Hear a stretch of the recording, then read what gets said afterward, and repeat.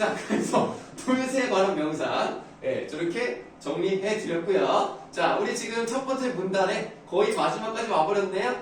자, 시베리아나 저 툰드라의 동그라미를 쳤고 이 억압적 현실을 벗어난 공간이라고 설명을 드렸습니다. 자, 툰드라가 고향인 도요새가 되어 높게 멀리 날고 싶었다 이렇게 되어 있습니다. 두 번째 문단 볼게요. 나는 동진강 하구로 내려가다 삼각주 갈대밭을 채 못 가 남쪽으로 뚫린 큰 길로 접어들었다. 한쪽으로 바다를 낀 그 길로 500m쯤 내려가면 해안 경비국 파견대가 있었고 다시 그만한 거리를 더 내려가면 웅폴이란 옛 포구가 나섰다. 내가 고등학교에 다닐 적만도 축항의 소형 발동선이 닻을 내렸고 모래벌의 그물이 어수선하게 널렸던 웅폴이었는데 내륙 쪽에 공단이 조성되고 난 뒤 이제 포구가 아니었다. 그 다음에 밑줄 하세요. 동남만 연안이 폐수 오염으로 고기가 잡히지 않을 즈음이니까 여기서 어떤 문제를 다루고 있습니까? 그렇죠. 산업화로 인한 환경 오염 문제를 또 건드려 보고 있죠.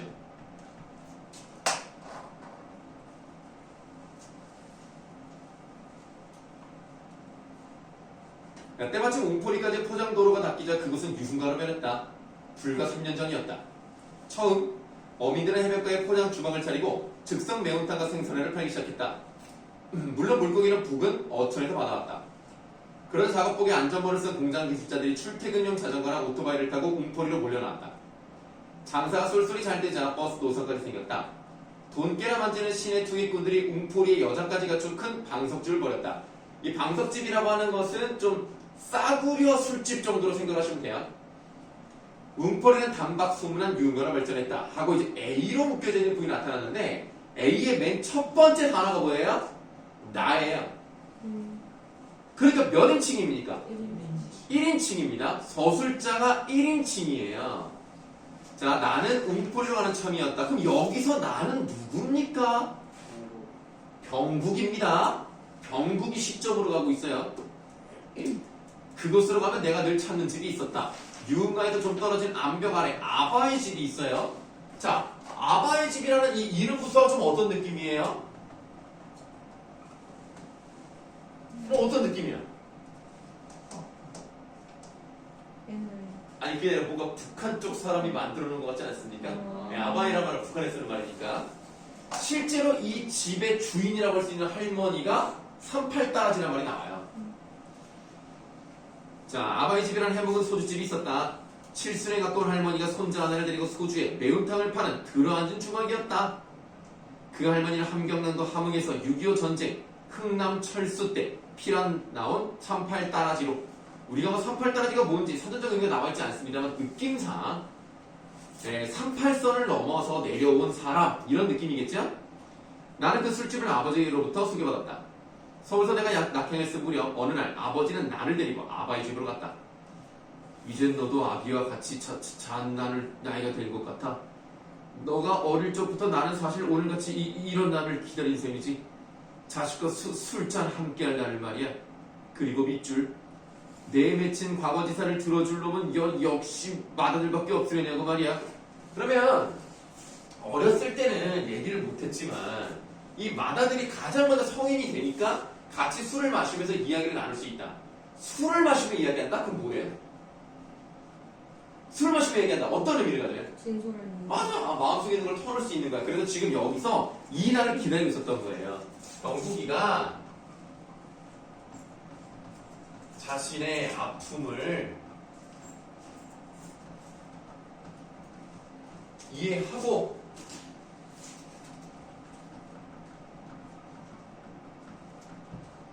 공감해 줄 것이라고 생각을 한 그날이 됐습니다.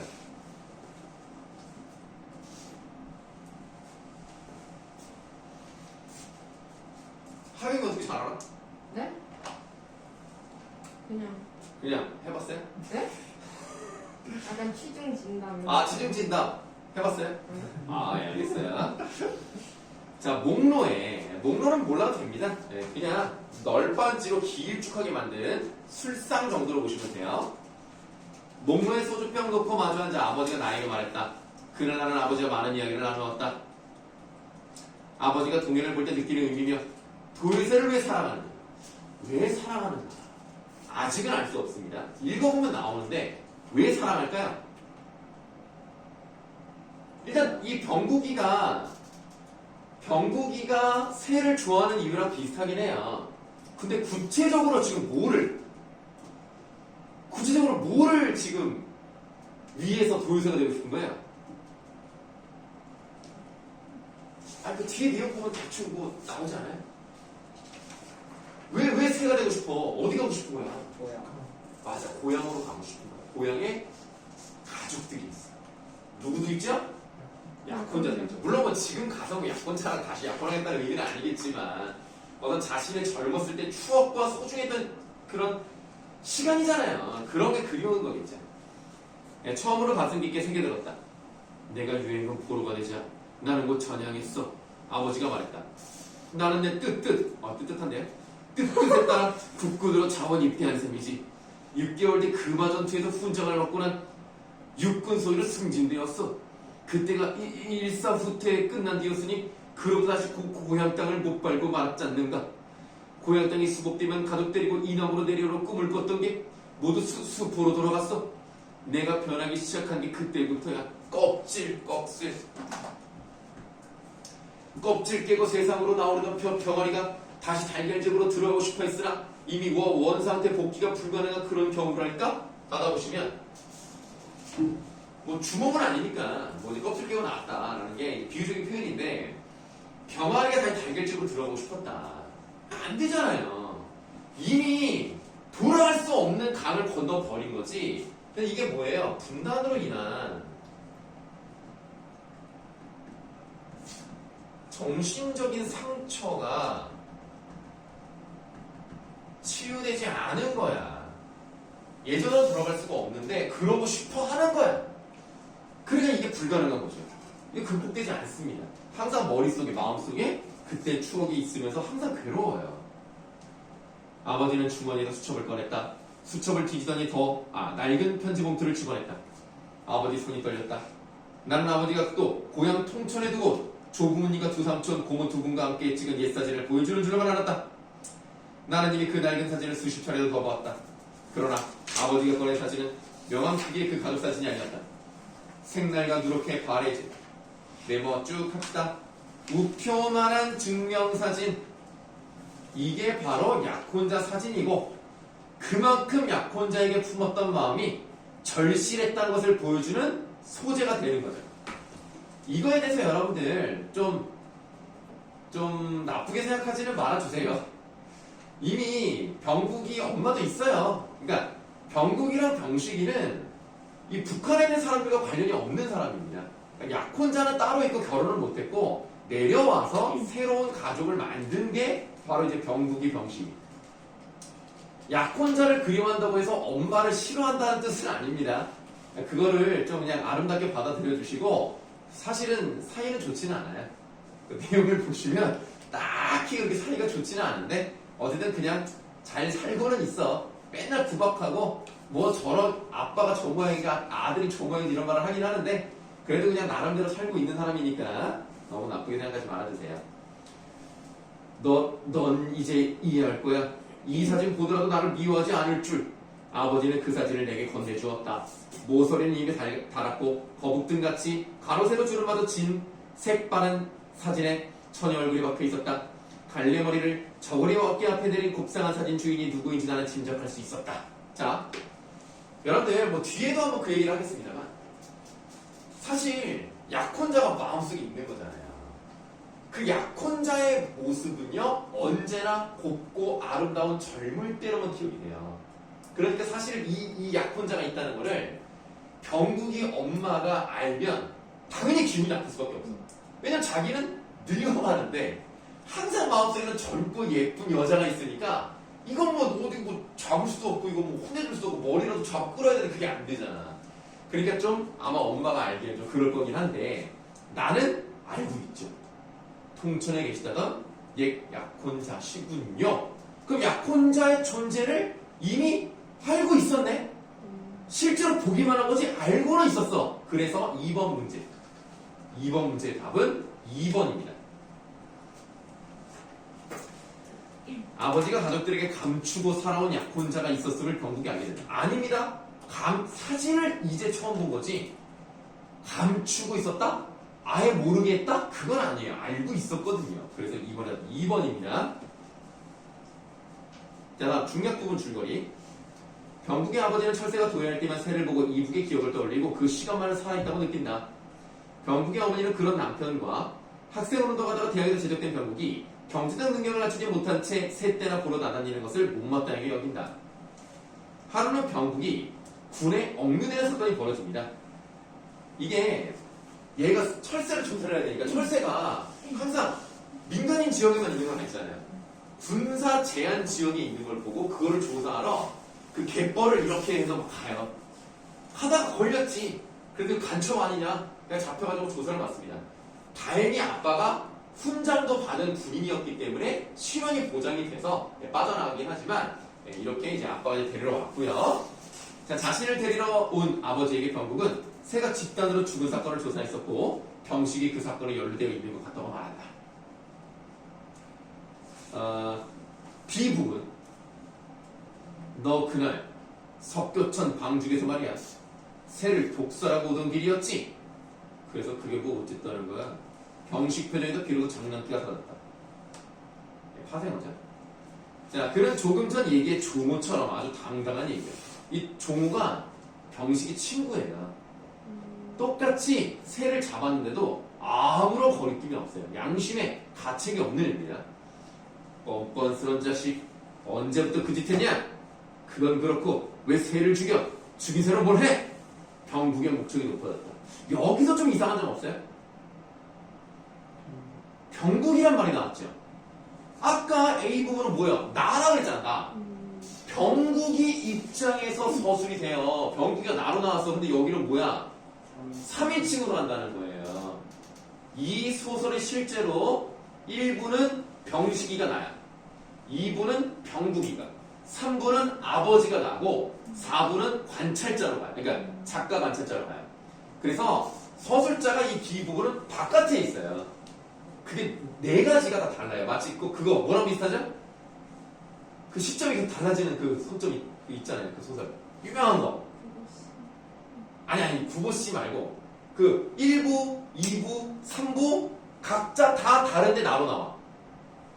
첫째 아들, 둘째 아들, 막내. 모르나? 퓨! 난쟁이에서 난소공이 그러죠. 네. 자, 그래서 우리가 1번의 답이 4번이라는 겁니다.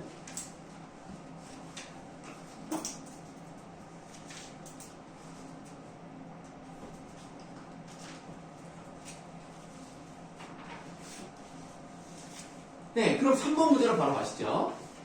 3번 문제의 답은 5번입니다. 네, 요 정도 설명드리면 될 것 같습니다. 3번 문제는 어렵진 않았다고 보고요. 혹시라도 뭐 질문 있으시면 하시고요. 없습니까? 그럼 다음 현대소설 9번으로 가시겠습니다.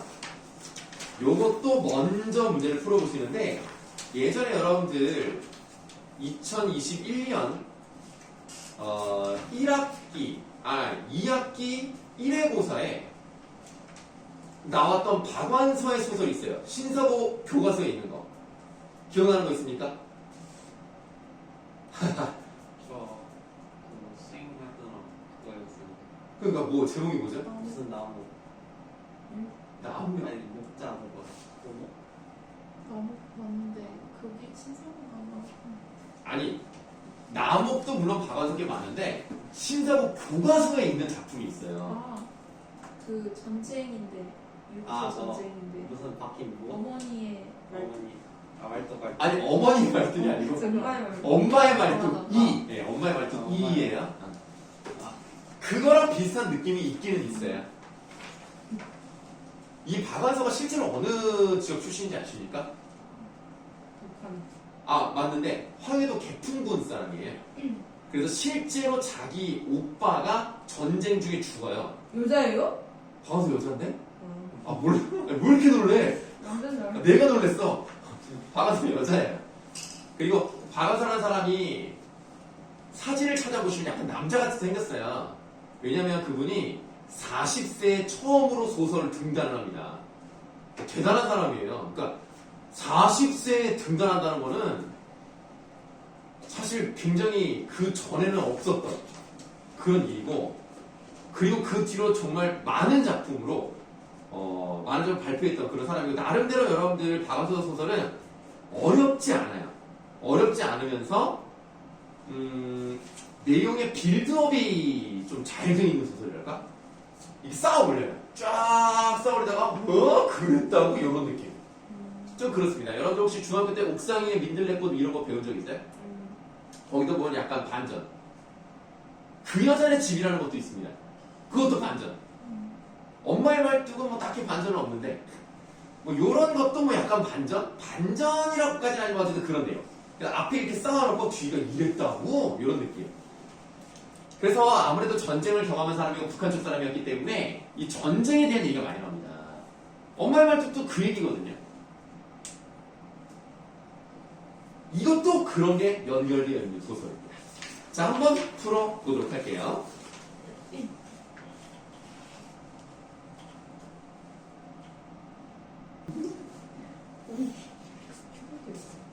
자, 그러면 이거 한번 내용을 보시도록 하겠습니다.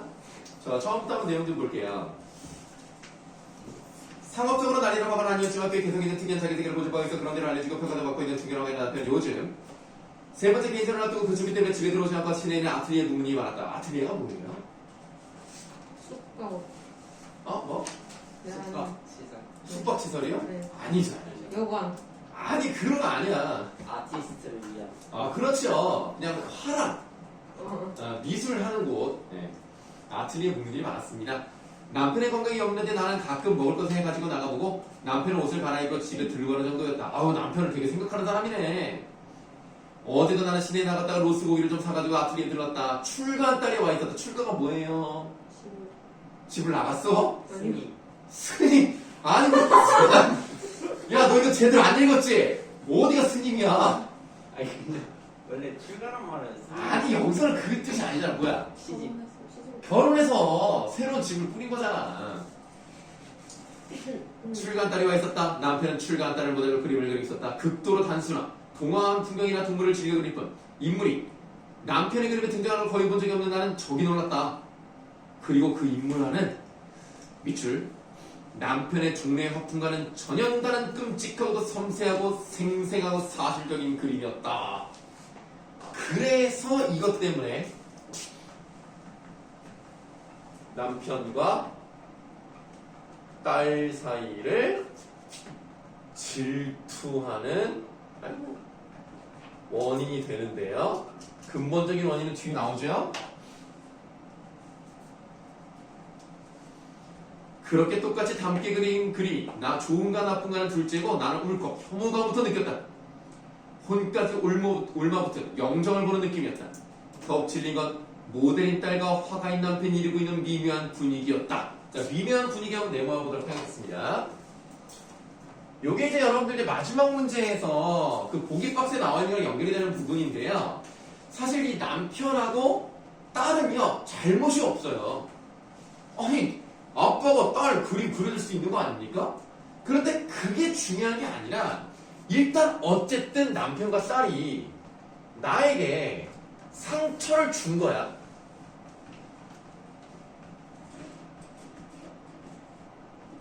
상처를 줬다는 점에서 이들은 뭐가 될 수 있다는 겁니까? 가해자가 될 수 있다는 얘기예요.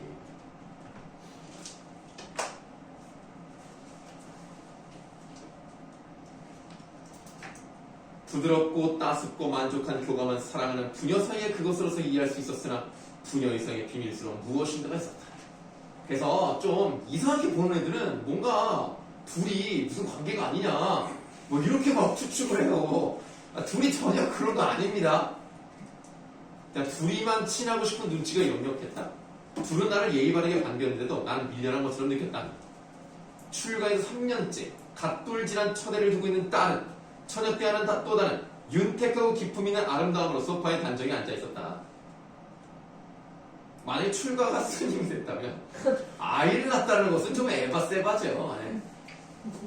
한창 떼고나는 찬탄과 동시 성강처럼 눈부시게 어떤 깨달음이 왔다. 그렇지. 꼭 저맘때였겠구나. 남편이 난리 통해 첫 번째 아내와 생이별한 게 꼭 첫 번째 아내가 지금 딸만한 나이때였겠구나 하는 깨달음 나에게 얼마나 충격적이었던가. 그래서 이 둘 사이에 근본적인 갈등의 원인은 아직도 저 사람이 아내를 잊지 못하고 있구나. 그럼 나는 도대체 뭘 하는 거지? 라는 생각이 드는 거예요. 그러니까 지금 보시면 남편하고 원래 부인이 있었고 그 사이에 딸이 있었는데 아내를 못 얻고 둘이만 피난 내려와서 나는 또 안 나와 있지만 초혼이야. 나는 애도 없어. 그런데 애 딸린 호라비를 내가 지극정성으로 해서 여기까지 왔는데 이건 나에 대한 배신감이 아니냐. 이건 진짜 내 뒤통수를 제대로 때린 게 아니냐. 그래서 근본적인 원인은 기억일 수가 없죠. 그래서 2번의 답은 1번입니다.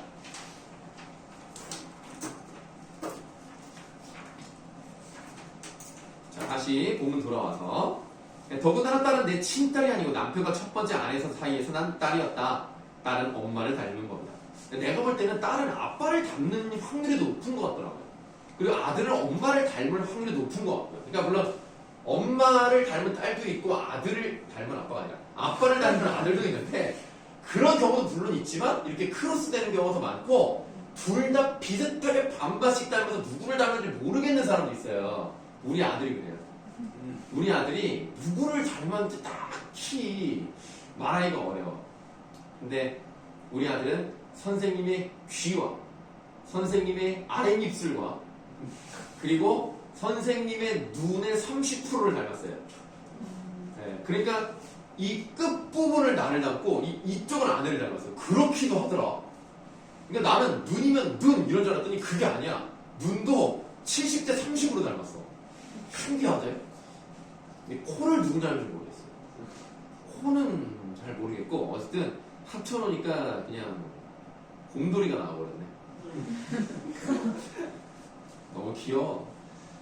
야, 중학교 1학년이다. 중학교 2학년 된다 이제 우리 애가. 와. 왜? 뭐 중2병이야? 아, 우리 애는 좀 달라요. 아, 우리 애는 정말 다릅니다. 예. 어디서 뭘 할지 모르겠어요. 일단 지금도 엄마 아빠랑 같이 누워있고 싶어하는 그런 순수한 어린이의 심성을 가지고 있습니다. 저도 그래. 그럼 너 지금 뭐야? 너 도대체 어떤 타락한 삶을 살고 있다는 거야 도대체? 자, 어쨌든 그래서 남편은 딸을 통해 이북에 두고 온 당시 아내의 모습을 되살렸으면 틀림없다. 나는 그 여자보다 훨씬 손 아래지만 지금 옆에서 볼품없는 꼴로 늙어가는데 그 여자는 남편의 가슴속에 지금의 딸의 모습처럼 빛나는 젊음과 아름다움으로 간직돼 있겠구나 싶자 질투가 독사 대가리처럼 고개를 드는 걸 느꼈다. 이게 아까 내가 얘기했던 거. 질투를 하는데 질투의 대상이 현재 존재하지 않아. 그러니까 미치는 거죠. 자, A 부분은요, 여러분들. 자기의 이야기를 하고 있는 거죠. 서술자가 자기 이야기를 하고 있는 겁니다.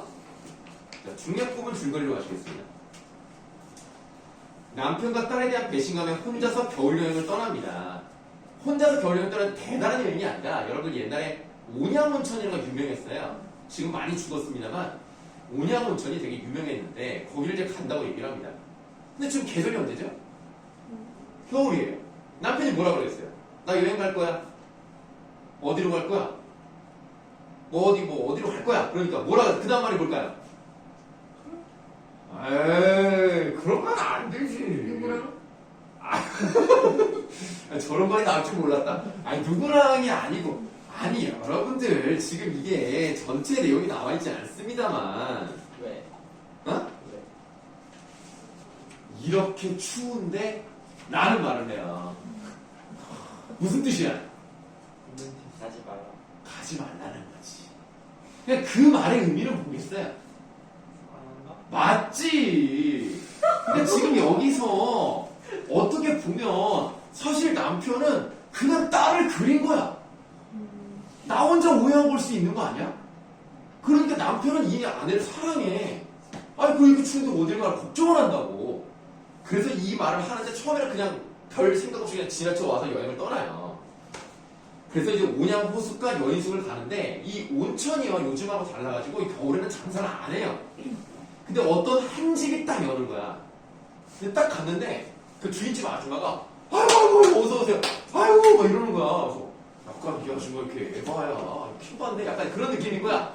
너무 구질구질 되는 거지. 이 아줌마 왜 이래 했더니 아유 어서 오시라고 혹시 점심을 드셨냐고. 안 드셨으면 내가 바로 준비했다고. 점심 그거 뭐 몇천 원 한다고 그걸 받으려고 이 아줌마가 되게 돈 밝히는 아줌마가 보다 약간 이렇게 생각한단 말이야. 심지어 좀 불쌍하게 생각될 정도로 너무 구질되는 거야. 그래서 뭐 잠자리도 봐주고 뭐 식사도 하고 딱 했는데 거기에 어떤 할머니가 있는데 처음에는 안 보였는데 저 어둠 속에서 계속 막 이러고 있는 거야. 거의 뭐 윤석열급이지. 계속 이러고 있는 거야. 그래서 저 할머니가 처음에는 내가 싫어서 그러나? 라고 생각을 해요. 그래서 이제 밥 좀 먹고 누워서 잤다가 일어나서 봤는데 또 계속 이러고 있는 거예요. 아니 저기 혹시 저기 어머니께서 제가 좀 마음에 안 드시나 보죠? 그랬더니 그게 아니라 저것도 참 병인데 이러이러해서 그렇게 되었답니다 하는 내용이 이제 중요한 다음에 나오는 거예요. 그래서 과거로 가자. 6.25 전쟁과 관련된 내용이 나오는 겁니다. 난리가 났다고 그러나지만 순박하던 마을 사람들이 무슨 도척의 영신으로 쓰인 것처럼 도척이란 말이 나왔는데 그냥 상식적으로 알아두면 좋습니다. 중국에 아주 유명했던 도적입니다. 좀 잔인하기도 하고 사람도 죽이기도 하고요. 그래서 유명했던 놈이기 때문에 이런 도척의 영신, 영혼 정도로 보시면 돼요. 영혼이 쓰인 것처럼 서로 죽이고 죽는 것 외에는 대포 소리 한 번 제대로 난 적이 없던 마을의 벼랑간, 비행기가 날아와 기총소다와 폭탄을 쉴 새 없이 퍼붓고 앞산 뒷산에도 총소리가 계속 며칠 계속해 콩복듯이 나더니만 이어서 죽은 듯한 정적이 왔다. 집 속에 쥐 죽은 듯이 처박혀 있던 마을 사람들이 하나둘 조심조심 고개를 내밀었다가 재빨리 움츠러들었다. 아직은 서로의 대화를 꺼리고 있었다. 빨갱이가 물러갔다는 증거도 안 물러갔다는 증거도 없었어요. 그러니까 원래 옛날에 6.25 전쟁이 계속 왔다 갔다 하기 때문에 이 지역을 인민군이 점령했다가 다시 또 국군이 점령했다가 또 인민군이 점령했다 이럴 수 있단 말이야. 그러면 인민군에게 협조를 했다? 그럼 국군이 와서 죽여. 국군에 협조를 했다? 인민군이 또 죽여. 그러니까 이걸 어떻게 될지 모르겠는 거야. 여기서 갑자기 야 빨갱이 올라갔다 했는데 갑자기 거기서 뭐라고? 문 열고 나면 어떻게 해? 그냥 이게 어떻게 될지 몰라 사람들이 겁내고 있는 거야. 이렇게 지금 불안한 분위기라는 건데요. 이 디귿 부분에 한번 필기를 해보도록 하겠습니다.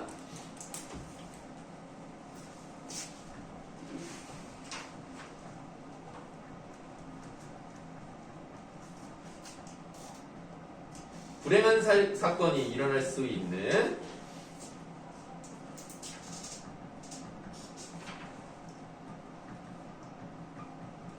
상황적인 배경이 만들어지는 거죠.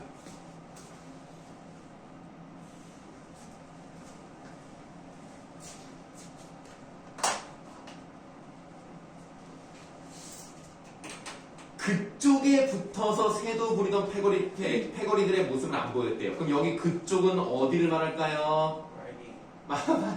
좀 거치네요 표현이. 네, 북한 쪽이라고 보시면 되겠습니다. 자, 인민위원회가 쓰던 이장집 마당 기대꼬지에는 아직도 그쪽 끼가 펄럭대고 있었으니 말이다. 이런 어중간하고 모호한 때에 벌써 성질급한 남편은 야밤을 타다 집에 돌아와 있었다. 이게 무슨 말이냐면 이게 전쟁 중에는 남자를 끌고 가거나 협력했다고 죽이거나 이 둘 중에 하나입니다. 그럼 둘 다 불행한 일이기 때문에 어떻게든 남편을 숨겨야 돼요. 그래서 그 남편을 저기 먼 친척집 어디다 보내버려요. 근데 그러니까 이 아줌마의 시어머니가 너무 순진한 사람이에요.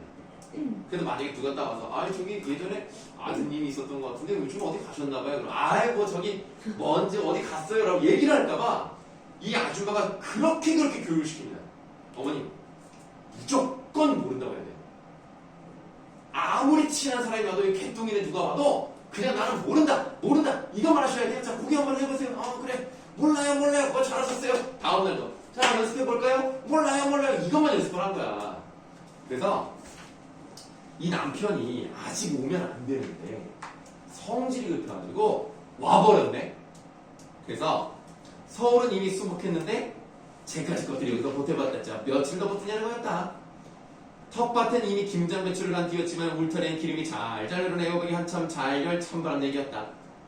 그러니까 이렇게 에어박이 잘 열었으니까 이 시어머니가 에어박을 따라 나갔겠죠? 따라 나갔더니 인민군 폐잔병으로 보이는 데 있었던 거야. 모르는 사람이 총을 들고 있으니까 무서워서 그냥 무조건 몰라요를 외치는 거지. 그러니까 이제 갑자기 소리를 지르니까 아들 입장에서는 엄마한테 무슨 일이 있나 보다 하고 튀어나가고 인민군이랑 눈이 마주치는 순간 인민군이 누가 왔다 총을 쏴버린 거죠. 엄마가 죽었어. 아니 엄마가 죽었대. 아들이 죽었어. 그러니까 아들 입장, 그러니까 엄마 입장에서는 어때?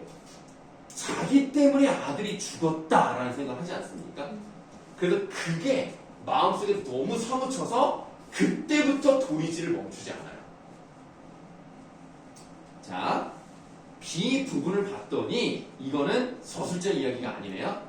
서술자가 들은 이야기를 나타내는 부분이죠. 1번에다 5번. 자, B 부분 다음 줄 밑줄 할게요.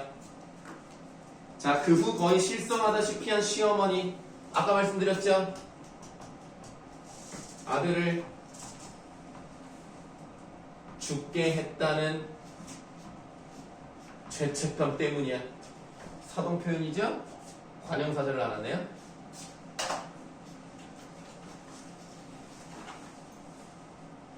자, 그 다음에 이 소설에서 제일 중요한 부분. 오랫동안 밑줄 극진이 봉양한 끝에 어느 만큼 회복은 됐지만이라고 했어요. 극진이 봉양을 했더니 어느 정도 회복이 됐습니다. 뭘 암시하는 것 같아요? 어머니의 도리질은, 시어머니의 도리질은 전쟁 중에 자기 때문에 아들이 죽었다는 죄책감의 발현이에요. 근데 그것을 이 열심히 봉양을 하니까 좀 나아졌다 이거야. 완전히 낫진 않았지만 나아졌어? 뭘 상징해? 그렇게 열심히 봉양한다는 것은 뭐예요? 가족애라고 할 수 있겠죠? 이런 가족애를 통해서 상처를 아물게 할 가능성을 제시하고 있다는 거예요.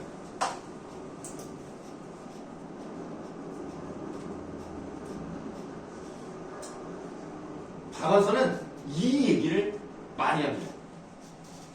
가족애, 인류애, 그리고 정신적 상처의 극복. 그래서 엄마의 발전에서는 어떻게 해요? 엄마가 어떻게 됩니까? 엄마가 그 다리가 다쳐가지고 그 병실에서 막 다리가 자기 아들이라고 막 이러면서 아들이 죽은 걸 기억하면서 자기 어떻게 해달라 그래? 나 죽으면 물어달라고.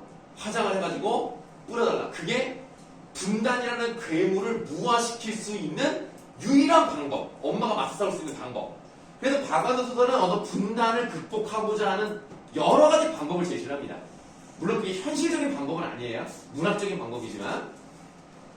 자, 그때 뒷감 모퉁이에서 죽길 기를 쓰고 흔들어던 도리지만은 그때 같던 박력만 가졌다 뿐 멈출 줄 모르는 고질병이 되고 말았다. 그래서 도리도리 할머니라는 이 동네 명문 할머니가 됐다.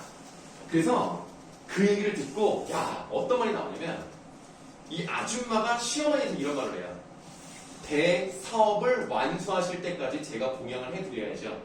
그러니까 고개를 흔들면서 아들을 지키고자 하는 그 마음을 대사업이라고 표현한 거야. 나는 어떻게 생각하냐면 그 아줌마가 오히려 대사업을 하고 있다. 이렇게 시어머니를 봉양을 하고 있고 끝까지 책임을 지고 있다.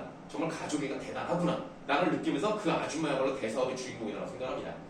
그래서 서로 이제 세 명이서 손을 딱 붙잡고 하는데 이 아줌마가 왜 처음부터 이렇게 구출됐는지에 대한 이유가 나와요.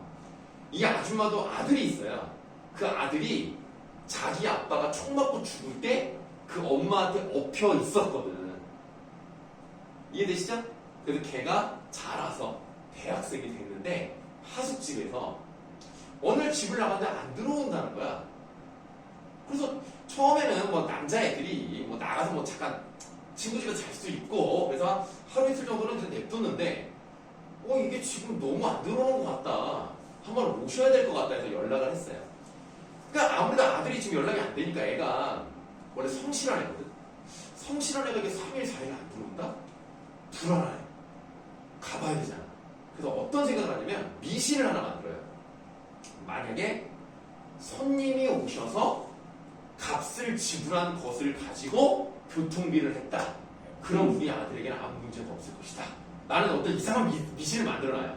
근데 그런 마음을 먹었을 때 나라는 사람이 온 거지. 그래서 그렇게 더 고마웠던 거야. 어서 오시라고 어서 오시라고. 그래서 그거를 받아서 이제 같이 이 차를 타고 서울로 돌아갑니다. 근데 그 아줌마가 어떤 말을 하냐면 이렇게 추운데 가실 수 있겠어요? 라는 말을 해요. 그 말 누가 했어? 남편이 했잖아. 이렇게 추운데. 그래서 이 아줌마의 마음을 보니까 나를 걱정하는 것 같단 말이야. 그럼 우리 남편도 나를 걱정하는 거였구나. 라는 것을 깨닫고 회복을 했다. 이런 내용입니다. 재밌다. 자, 그래서 3번의 답은요? 2번. 나는요, 6.25 전쟁 중에 상처를 받은 게 아닙니다. 시어머니는 맞죠? 2번이 틀렸습니다. 쉬는 시간 갖도록 하겠습니다. 쉬는 시간 갖고 독서로 갈 거예요.